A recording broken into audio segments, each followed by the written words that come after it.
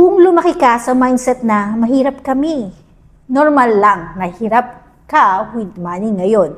Yun yung money trauma or money blocks. Pero pwedeng mabago yan. Hindi ka mahina. Nadala mo lang ang lumang kwento sa present mo.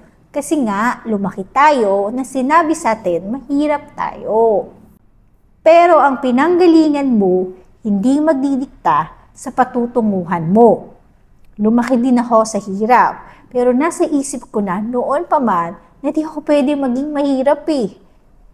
Hindi natin kasalanan kung ano ang inituro sa atin noon. Pero responsibilidad natin kung ano ang paniniwala natin ngayon.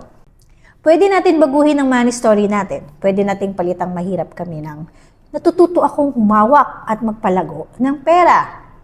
Pero hindi ito instant ha. Nagsisimula ito sa pag-acknowledge, pag-alert at pag-shift ng mindset natin. Hindi pa naman late. Hindi ka pa sira. Nasa proseso ka lang ng paghilom at pag-grow.